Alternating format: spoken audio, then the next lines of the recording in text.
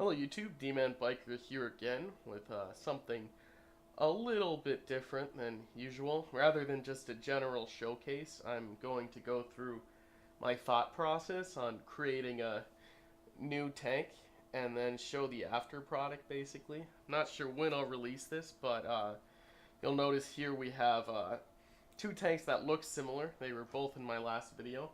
We have the M17A2 40-ton tank. Very fast 40-ton tank with very good armor, but it does have some issues in the size department, so it doesn't carry very much ammunition. And then we've got the S9, or rather M9. The S9 is a different tank. The M9 30-ton main battle tank, which is a very good chassis, just a very good size chassis, and it carries a really large amount of ammunition, but it's much slower than the M17, even though it weighs less. So basically what I want to do is I want to take the strengths of both of these tanks and combine them into one 40-ton tank, which I hope can work as the predecessor to this tank, the M17. And basically how I expect to do that is the M17 is insanely fast. Like, it's insane. I mean, I have videos showing it. It goes like 70 miles an hour. And it's just insane. I don't think you need that much mobility. So essentially what my plan is to basically take this tank, the M9, and upgrade it into a 40-ton by upgrading the power plant and the armor scheme. The other differences are the M9 has 8 degrees of gun depression, while the M17 has 10. I'm not sure if I'll change that or if I'll leave it with just 8 degrees of gun depression. We'll find out. And also the frontal armor scheme is a little bit of a different approach. The M17 follows my more kind of NATO composite armor standard, where the lower plate is very large and it has very thick armor. We've got 200 millimeters of armor at 60 degrees, giving us a 400 effective from straight on that lower plate. Then the upper plate is angled at a very high angle. It's almost 80 degrees. It's 78 degrees of angling. It's 100 millimeters, giving us 482 millimeters of effective armor from directly in the front. I've made a lot of my tanks this way, but honestly I'm starting to lean a little bit more towards just having two equally sloped plates like this tank. This tank has two plates, both sloped at 25 degrees. Because if you have a plate that's angled really far back like this, then it's always going to be a lot thinner. It's going to weigh too much, and then you're vulnerable to shots from the top, which are bound to happen.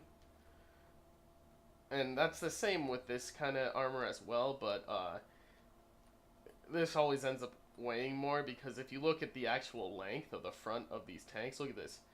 This thing is enormous. It goes way down here. It's almost twice as long as the front of this tank.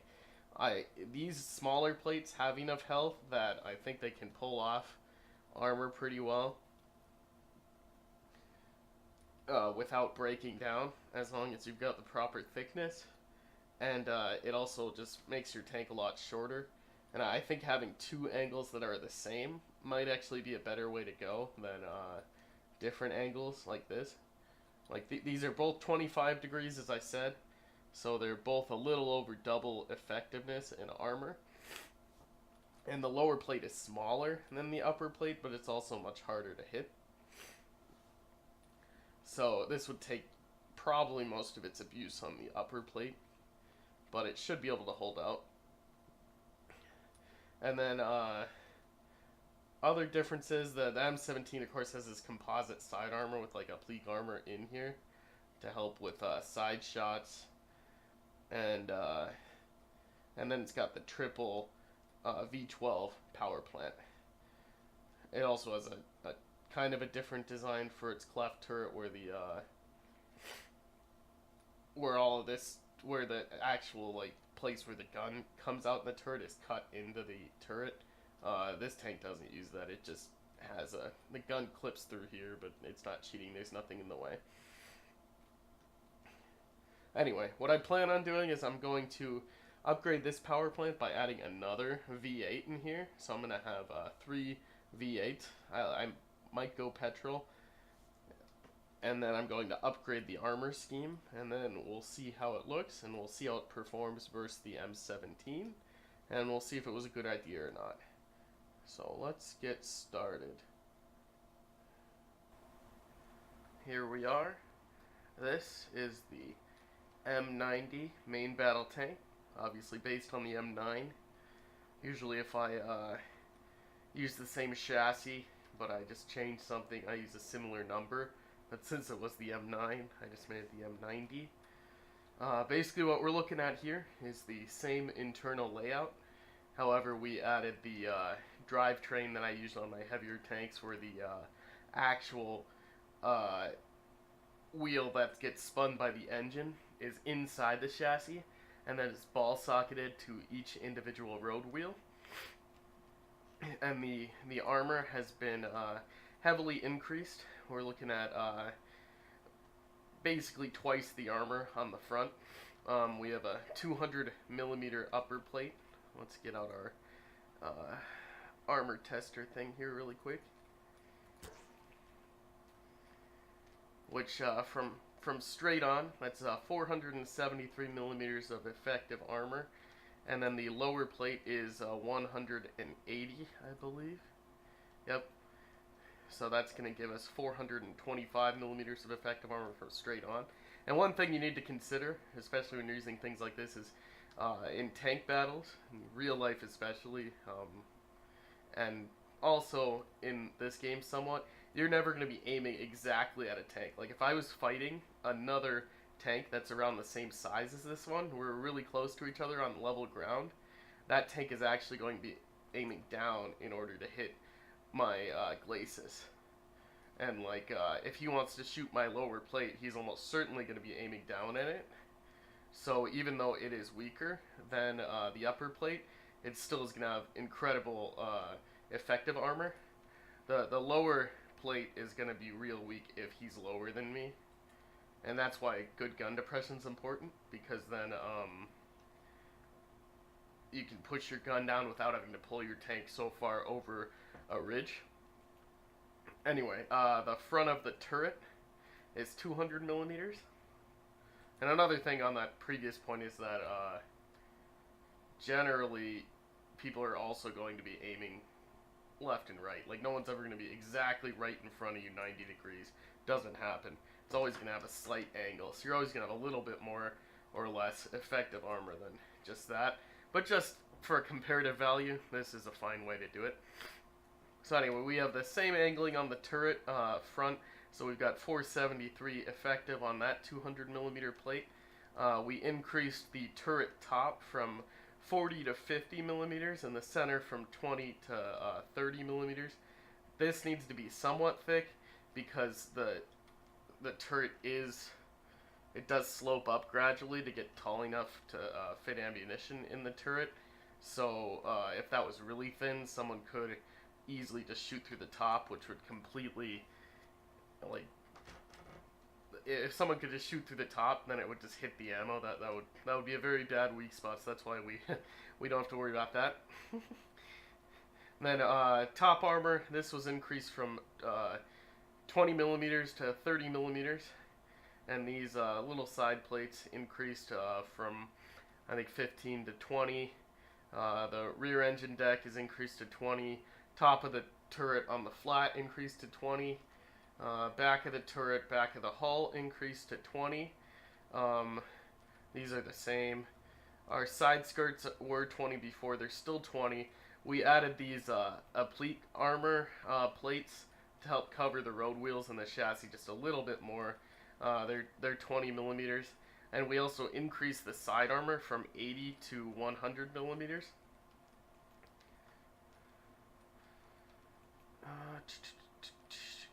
I think that's pretty much it for the armor scheme.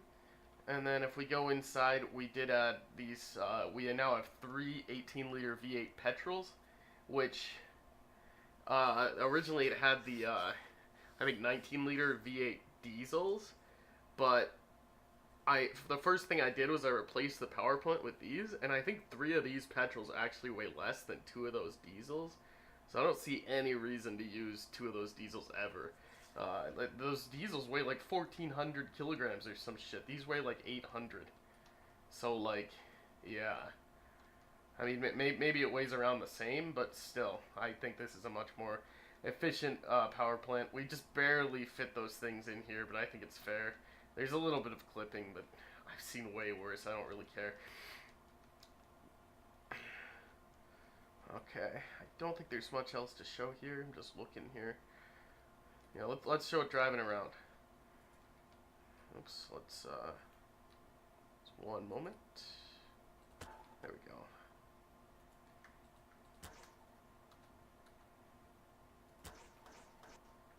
Okay, so here it is. M90. It goes around 50 miles an hour you can expect on a reasonable flat. Like, that's around its cruising speed, but it'll go 60 down a hill. It's not, like I said, it's not gonna, the whole point is not making it as fast as the M17, but the M9 was only going like 40, so this is still definitely faster. We've got significantly better acceleration.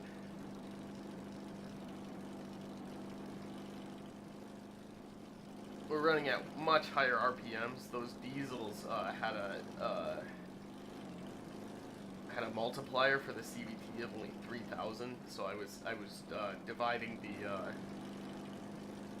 RPMs by 3,000 to get the gear. Well, it's using 5,000, so we're running at much higher RPMs, and we've got roughly, I think, the same torque, maybe like slightly more.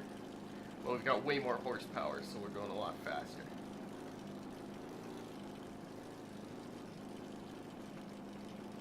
The gun's the same. We still get 8 degrees of gun depression. I didn't increase that.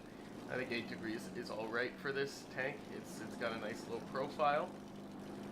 I don't really want to shoot the gun because there's that weird glitch going on where you get all these crazy script errors whenever you shoot. I did that intentionally. I turned a little too sharp. Which, I don't know what's up with that ACF glitch, but I don't know. It's barely even supported at all, so I guess this is what you get. But yeah, look at this. It doesn't even really slow down going up these. I use these ramps as like a standard test thing. I want all my tanks to be able to drive up these ramps, so they all need to have at least that much torque. Oops, I went a little too fast there. Part of the reason why your tank does that, if you see it doing that, is because the gun is fizz prop, but the engines aren't, so the weight's all misbalanced and stuff. I mean, this chip I could run without fizz propping the gun, but I don't really want to. And even if I didn't, there'd probably still be problems. It's just the Gary's Mod thing. Some chips correct it, some don't. I don't really care either way. I just like using Sir Dauber's chip more than anyone else's.